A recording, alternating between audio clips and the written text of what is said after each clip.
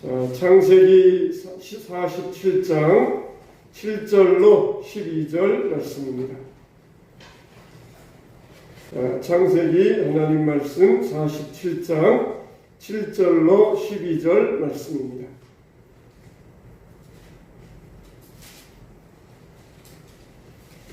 네, 다같이 시작. 요셉이 자기 아버지 야곱을 인도하여 바로 앞에 서게 하니 야곱이 바로에게 축복하매 바로가 야곱에게 묻되 내 나이가 얼마냐? 야곱이 바로에게 아뢰되 내 나그네 길의 세월이 130년이니이다. 내 나이가 얼마 못되니 우리 조상의 나그네 길의 연조에 미치지 못하나 험악한 세월을 보내었나이다 하고 야곱이 바로에게 축복하고 그 앞에서 나오니라. 요셉이 바로의 명령대로 그의 아버지와 그의 형들에게 거주할 곳을 주되 애굽의 좋은 땅 람셋을 그들에게 주어 소유로 삼게 하고 또 그의 아버지와 그의 형들과 그의 아버지의 온 집이 그 식구를 따라 먹을 것을 주어 공양하였더라. 아멘. 자, 우리는 존귀에 처할 줄도 알고 비천에 처할 줄도 아는 사람들입니다. 야곱이 가나안 땅에 있으면서 여러 가지 가뭄 가운데서 굶주리고 헐벗고 힘든 세월을 살았어요. 근데 이제는 애굽에 내려가면은 거기 가면은 자기 아들이 총리 대신이니까 먹을 것 걱정 없습니다. 살 것 걱정 없습니다. 애굽에서 아들 요셉의 힘을 힘입어 가지고 권세를 누릴 수 있고 풍요함을 누릴 수 있어요. 이렇게 야곱은 가나안 땅에 살 때 비천함 가운데서도 하나님을 찬양하고 감사했어요. 이제 애굽에 내려가는 가운데 존귀에 처하게 되었습니다. 총리 대신의 집안으로서 얼마나 풍성한 생활을 누리게 되겠습니까? 그러나 야곱은 그런 가운데서도 자기 아들을 힘입어 가지고 권세를 누리려고 하지 아니하고 먼저 하나님 앞에 감사의 제사를 드리고 있었습니다. 이와 같이 비천에 처할 줄도 알고 존귀에 처할 줄도 알고 그게 우리 그리스도인들의 모습이 되어야 될 것입니다. 누가 우리들에게 그리스도인들은 가난하게 살아야 정신 차리며 살 수 있다 그런 말을 하고 있습니까? 하나님은 우리에게 비천함 가운데서도 존귀한 가운데서도 우리가 정신 차리기를 원하셔요. 존귀에 처했다고 교만하고 나태해지는 것은 하나님의 뜻이 아닙니다. 우리가 그런 가운데서도 더 부지런히 존귀한 가운데서도 하나님을 찾고 하나님께 영광 돌릴 수 있어야 돼. 그럴 때 하나님께서는 있는 자에게 더 좋은 것으로 더하여 주시겠다고 약속하셨습니다. 우리 인생은 나그네 인생들이에요. 우리 학교 다닐 때 배웠던 박목월의 시 가운데 나그네라고 하는 시가 있습니다. 이 일밭길 걸어서 긴 나룻길을 걸어가는 나그네 하면서 아주 목가적이고 이 서정적인 이 박목월의 나그네라고 하는 시가 있어요. 그런데 보통 우리 한국 사람들은 나그네 그러면은 머릿속에 뭘 떠올리냐면은 오늘은 이 마을 내일은 저 마을 이리저리 방황하면서 산천경계 유람하는 생활 그걸 나그네라고 얼른 떠오릅니다. 그래서 김삿갓 방랑기 그러면서 김삿갓이 삼천리 방방곡곡 금수강산 여기 다니고 저기 다니고 유람하는 그런 이 모습을 우리가 얼른 나그네 그렇게 나그네라고 상상을 해서 떠올립니다. 참 우리나라는 좁은 나라예요. 좁은 나라. 삼면이 바다에 둘러싸여가지고 어디로 나갈 데가 없어요. 나가려고 해봤자 이제 중국을 통해서 갈 수 있는 길밖에 없고 중국도 넓다 보니까 그냥 중국 가서 헤매다가 그러다가 끝나버려요. 근데 이스라엘은 그렇지 않습니다. 이스라엘은 북쪽으로 가면은 유럽의 길이 열려요. 서쪽으로 가면은 아시아의 길이 열립니다.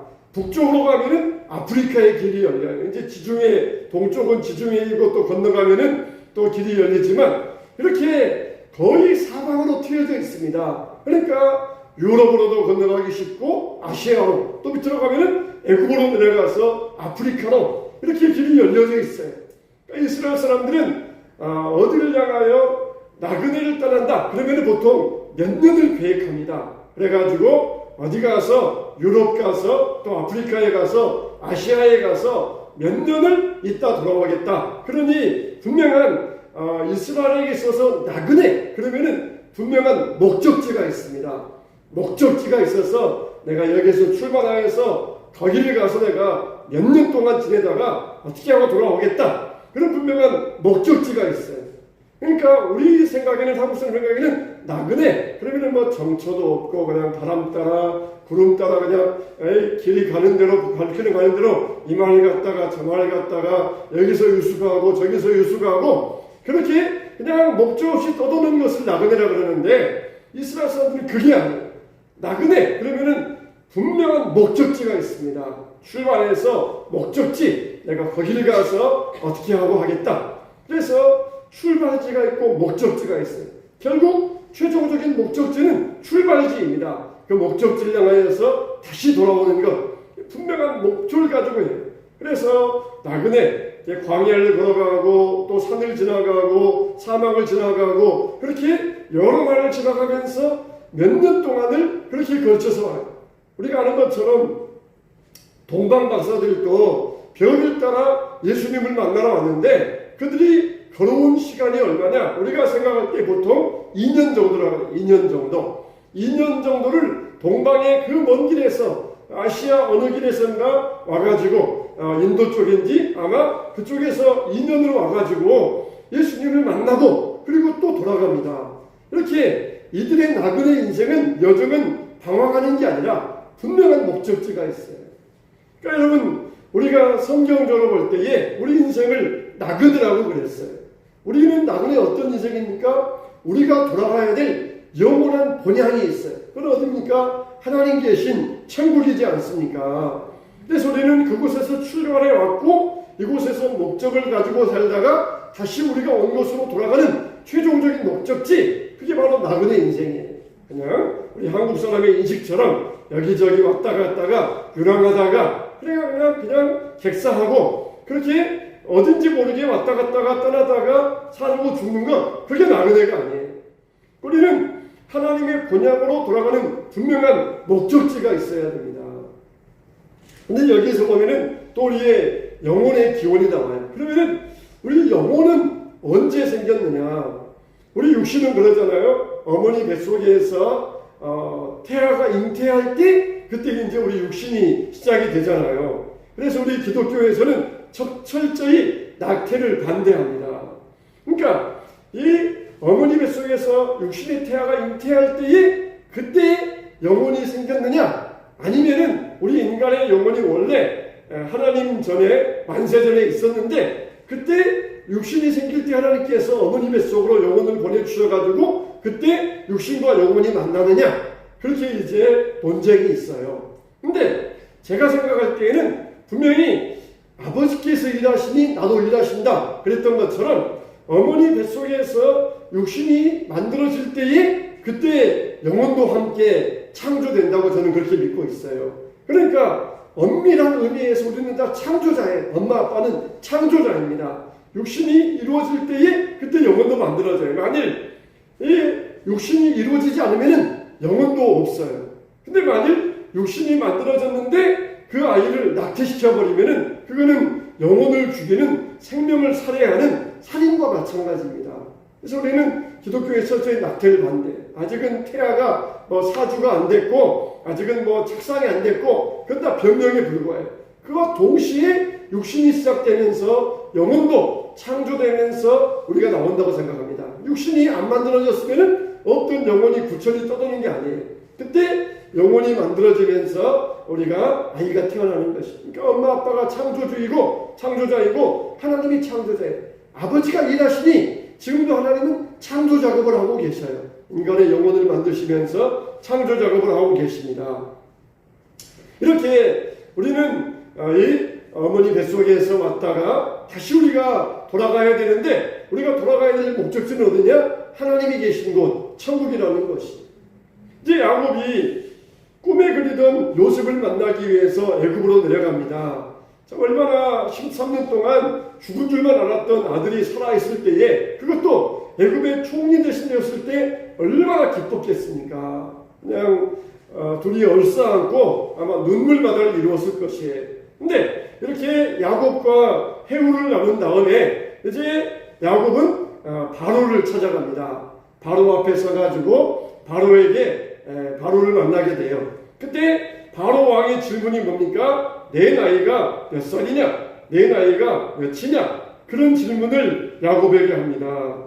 이제 창세기 46장 29절로 30절에 보면은 요셉이 그의 수레를 갖추고 고세으로 올라가서 그의 아버지 이스라엘을 맞으며 그에게 보이고 그의 목을 어긋맞춰 안고 얼마 동안 울매 이스라엘이 요셉에게 이르되 내가 지금까지 살아있고 내가 내 얼굴을 보았으니 지금 죽어도 조카도다. 이러면서 기쁨의 시간을 갖잖아요.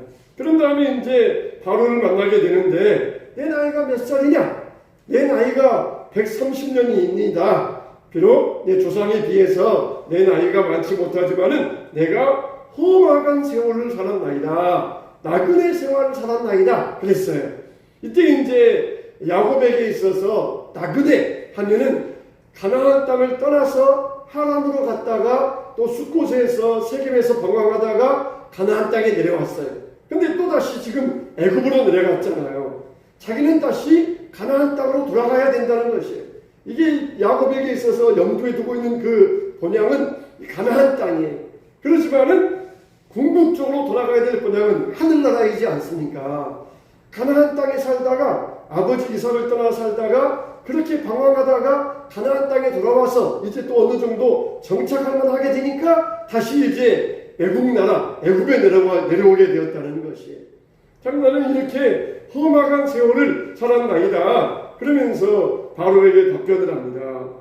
그러면서 자기도 그렇게 나그네 인생을 살았지만 자기 조상들도 그런 나그네 인생을 살았습니다. 그런 말을 합니다. 근데 자기 조상 아브라함과 이삭 역시 자기와 같이 이런 나그네 인생을 살았습니다. 히브리서 11장에 보면은 그렇게 말씀하고 있잖아요. 히브리서 11장 8절로 10절 말씀 보면은 이런 말씀이 나와요. 믿음으로 아브라함은 부르심을 받았을 때에 순종하여 장래의 유업으로 받을 땅에 나아갈새 갈 바를 알지 못하고 나아갔으며 믿음으로 그가 이방의 땅에 있는 것 같이 약속의 땅에 거류하여 동일한 약속을 유업으로 함께 받은 이삭 및 야곱과 더불어 장막에 거하였으니 이는 그가 하나님이 계획하시고 지으실 터가 있는 성을 받았습니다.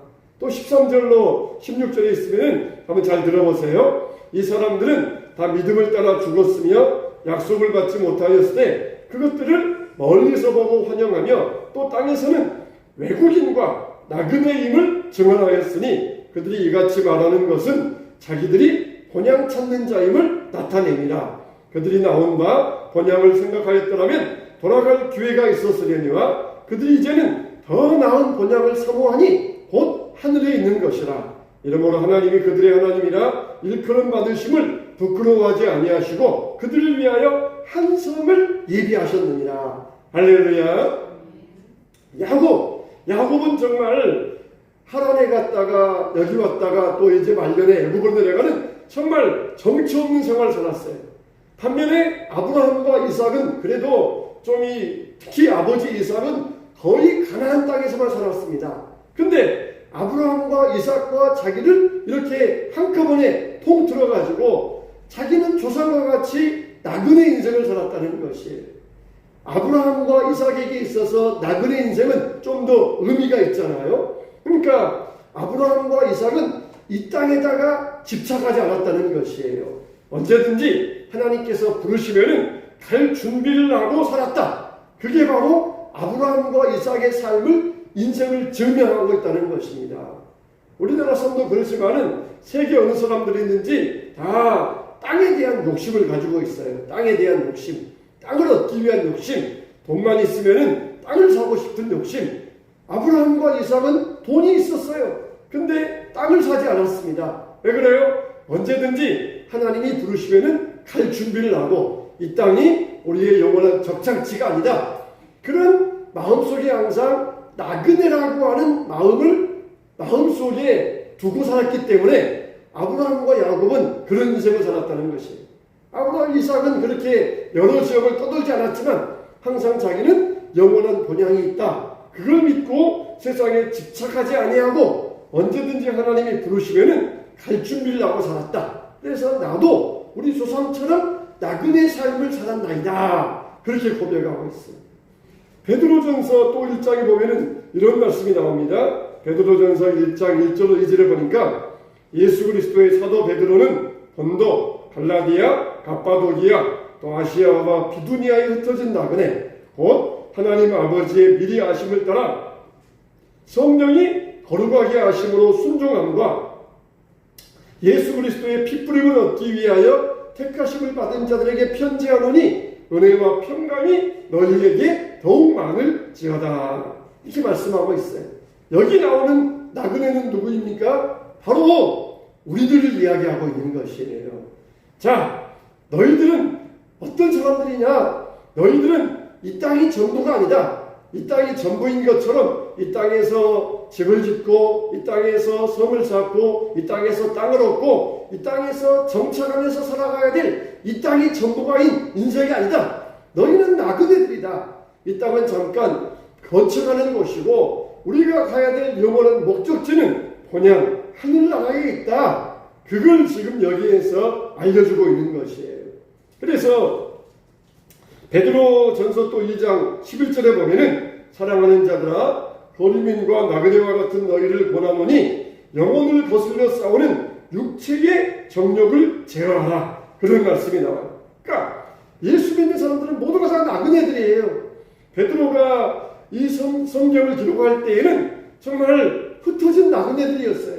본향을 떠나가지고 원치 아니하게 핍박을 받아서 혹은 나라가 어렵기 때문에 그렇게 피난 가서 살다가 그렇게 흩어져 있는데 그 사람들 정말 너희들은 지금 고국을 떠나서 다른 나라에 사는 타양 신세이지만 그러나 우리는 이 땅에서 사는 그런 나그네 개념이 아니라 우리는 영원한 영적인 개념으로 우리 나그네 인생을 새롭게 볼 수 있어야 된다. 그러면서 새로운 눈을 열어주고 있는 것이 나는 정말 고향 떠나서 이제는 나그네가 되었어. 이제 고향 떠나서 나는 집 없는 신세가 되었어. 그러니 육신적인 개념에서 나그네가 아니라 너희들은 그런 마음을 똑같이 영적인 곳에다가 적용하라는 것이에요. 영적인 면에 있어서 나는 이 땅이 내가 살 곳이 아니고 나의 영원한 나라 하나님 나라가 바로 나의 본향이다. 그걸 적용하며 살라는 것이에요. 육신적으로는 내가 빨리 고향에 돌아가고 싶다. 내가 빨리 본국에 돌아가고 싶다. 그런 육신적인 마음이 너희들 있겠지만은 그런 마음은 접어두고 그것을 영적인 시각으로 바꾸라는 것이에요. 영적인 눈으로 나에게는 영원한 하늘나라 맞아. 영원한 본향이 있지. 이 땅에서 피곤하고 힘들어도 나에게는 영원한 본향이 있으니까 내가 거기를 사모하면서 그 나라에 돌아갈 그 희망을 가지고 살아가겠다. 그런 믿음을 가지라는 것이에요. 그런 믿음을 가져야 된다는 것입니다. 다 나이 들면은 다 사람들은 고향에 돌아가 살고 싶어 해요. 그러나 그런 면에 있어서 육신적인 면에 있어서 그 시각을 접어두고 정말 우리가 나이 들면서 내가 가야 될 영원한 하나님 나라 그 나라를 바라보면서 정말 내가 그 나라에 가고 싶습니다. 그 나라를 내가 두고 사모합니다. 육신적인 눈을 영적인 시각으로 바꿔야 된다는 것입니다. 자, 그래서 우리가 더 나은 본향에 대한 믿음으로 우리가 갈 수 있어야 돼요. 또 베드로전서 1장 3절 4절에 보면은 그런 말씀이 나옵니다. 우리 주 예수 그리스도의 아버지 하나님을 찬송하려다. 그의 많으신 긍휼대로 예수 그리스도를 죽은 자 가운데서 부활하게 하심으로 말미암아 우리를 거듭나게 하사 산 소망이 있게 하시며 썩지 않고 더럽지 않고 쇠하지 아니하는 유업을 있게 하시라니 곧 너희를 위하여 하늘에 간직하신 것이라. 우리는 나그네 인생을 살아요. 나그네 인생을 사는 사람들에게는 소망이 별로 없어요. 근데 나그네와 행인 같은 너희를 권하노니 너희에게 산 소망이 있게 하시며 산 소망이 있다. 우리의 소망은 죽은 소망이 아니라는 거예요. 이 땅 위에서 집을 얼마짜리를 살까? 이 땅 위에서 자동차를 얼마짜리를 살까? 이 땅 위에서 뭘 먹을까? 그런 것은 다 죽은 소망이에요. 우리의 산 소망은 뭐냐? 바로 예수님을 근거로 한 것인데 쇠하지 아니하고 썩지 아니하는 하늘에 있는 영원한 유업을 바라보는 것. 그게 바로 우리의 산 소망이라는 것이. 이 땅 위에서 내가 얼마나 돈을 벌어가지고 쌓을 수 있을까? 이건 죽은 소망이에요. 그러나 영원한 하늘에 있는 영원한 유업, 썩지 아니한 유업, 그걸 바라는 소망이 진짜 산 소망이라는 것입니다. 그러니까 우리는 나그네와 같은 우리 신자들을 위해서 하나님은 썩지 아니하고 쇠하지 아니하는 영원한 유업을 예비해 주셨다는 것입니다. 정말 땅에 욕심을 가진 자들은 믿음의 나그네 삶을 살 수 없어요. 여러분들은 어떻습니까? 정말 우리가 우리 양쪽 저울에다가 우리의 하늘의 소망과 땅의 소망을 양쪽 저울에 올려놓고 볼 때 어떤 소망이 여러분들에게 있어서 더 귀하고 중한 소망입니까? 아니, 땅의 소망이 더 무게가 있고 땅의 소망이 나에게 더 중하다. 그러면은 하늘 소망은 없어요. 그러나 나에게 있어서 물론 땅의 소망도 같이 있어요. 땅의 소망도 중요합니다. 그러나 그거보다 더 중요한 것, 나에게 있어서는 하늘 소망입니다. 하늘의 소망, 이건 정말 쇠하지 아니하고 썩지 아니한 영원한 소망입니다. 나의 인생에 있어서 하늘의 소망이 땅의 소망보다 더 나에게는 중합니다. 그런 우리가 믿음 생활이니까 우리가 자녀들도 잘 길러야 돼요. 우리가 안정된 삶을 살기 위해서는 집도 있어야 되고, 또 그리고 생활이 편리하기 위해서는 물질적인 것도 있어야 돼요. 그건 우리에게 있어서 땅의 소망이에요. 그러나 이것은 하늘의 소망에 비하면 이건 정말 깃털과 같은 것이 되어야 돼요. 우리에게 있어서 이것을 두 개를 동시에 저울에 올려놓았을 때 과연 어느 소망이 더 중하고 어느 소망이 더 가치가 있는 것이겠습니까? 맨날 그냥 땅의 것만 추구하면서 무엇을 먹을까, 무엇을 입을까, 이는 다 이방인들이 구하는 것이요.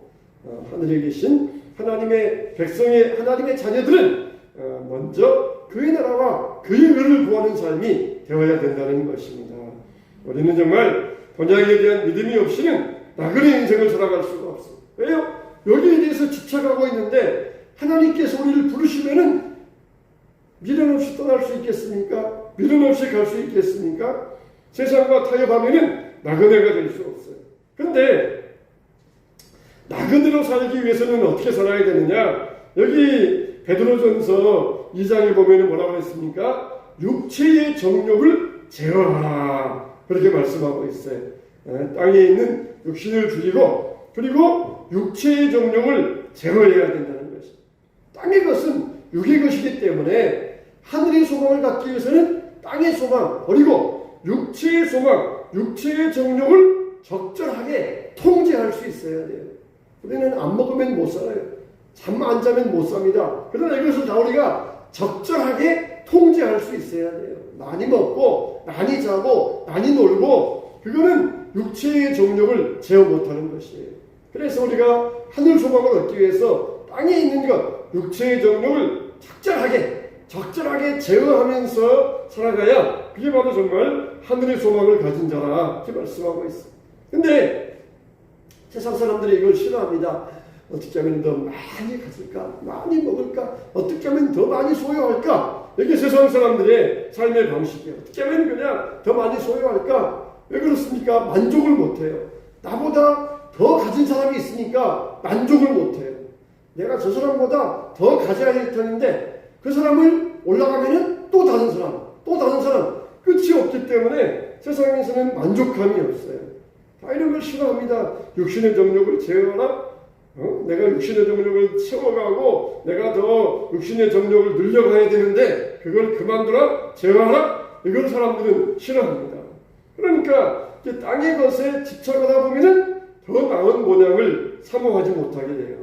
세상 것을 사랑하는 자들은 결국 인간의 정욕에 따르는 자가 됩니다. 물질이나 직장이나 이런 모든 거 다 잠깐 있다가 지나갈 것이라는 것이에요. 우리는 이 나그네 시절을 두려움으로 지내라 그랬어요. 두려움으로.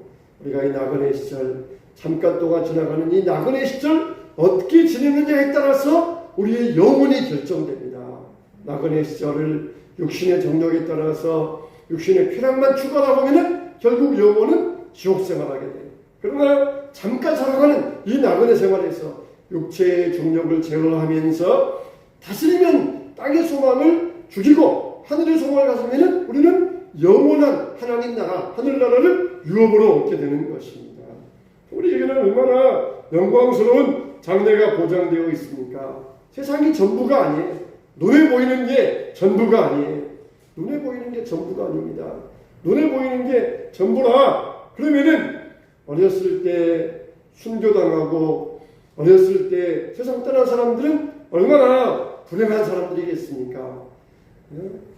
나이 들어서 학교도 못 다녀보고 결혼도 못 해보고 자녀도 못 낳아보고 그런 상태에서 순교당한 어린아이들, 또 그렇게 살다가 세상을 일찍 떠난 사람들, 저들은 얼마나 불행한 사람들이겠어요. 그러나 세상이 전부가 아니에요. 세상은 잠깐 있다가 사라질 것이에요. 70년, 80년은 영혼에 비하면 정말 눈 깜짝할 사이에 순간에 불과합니다. 정말 야곱도 내가 130년 살아왔지만 그 지내고 보니까 그 순간들 얼마나 순식간에 세월이 갔겠어요. 험악한 세월을 살았습니다. 당신도 지금 보좌에 앉아가지고 대제국을 호령한다고 하지만은 결국 당신도 그 자리에서 내려와야 될 때가 있을 것입니다. 그때를 당신이 잊으면 안 됩니다. 그랬어요. 소위 핵주먹이라고 하는 타이슨이 있어요. 핵주먹. 권투 선수였었는데 이 사람은 주먹이 얼마나 센지 그냥 한 대 맞으면은 우리 보통 사람 같으면은 한 대 맞으면은 죽음이고 단련된 이제 운동선수들 그 사람에게 한 대 맞으면은 기절이에요. 그럴 정도로 주먹이 단단하고 운동을 잘하는 그런 사람이었지만 결국은 요새 와서 보면은 휠체어에 앉아가지고 지팡이 짚고 다니는 신세예요. 그러면서 말하기를 나도 이제는 내 인생 유통기간이 다 되었다. 나도 이제는 떠날 준비를 해야 되겠다. 그렇게 건강하고 힘이 넘치는 그런 사람도 세월 지나면 결국 육신도 쇠하고 걷지도 못하는 신세가 돼요. 인생은 지나갈 때가 옵니다. 나그네 세월이 여리저리 방랑하는 그런 한국적인 나그네가 아니라 우리는 분명히 돌아가야 될 목적지가 있는 나그네 생활이에요. 이 땅에 집착하지 말고 정착하지 말고 우리는 하나님 나라를 사모해야 돼. 그러니까 존귀에 처할 줄도 알고 피천에 처할 줄도 알아요. 그냥 나그네 생활하면서 집 떠났는데 하루 뭐 좋은 거 먹을 수도 있고 하루 그냥 안 좋은 데 살 수도 있어. 그게 무슨 상관이 있느냐? 아니 하루 좋은 데 자고 하루 안 좋은 데 살아도 상관없다. 나는 돌아가야 될 내 집이 있다. 그러니까 존귀한 가운데서도 비천한 가운데서도 만족하면서 어느 순간에서도 처할 줄 알고 존귀에 처하든지 비천에 처하든지 존귀하다 그래서 교만하거나 나태하지 아니하고 비천하다 그래서 비굴해하지 아니하고 항상 주 안에서 하나님을 찬송할 수 있는 것이 하나님께서 여러분들에게 이런 믿음을 주시고 하나님은 여러분들을 다 존귀에 처할 수 있는 존귀한 자가 되게 하여 주시길 바랍니다.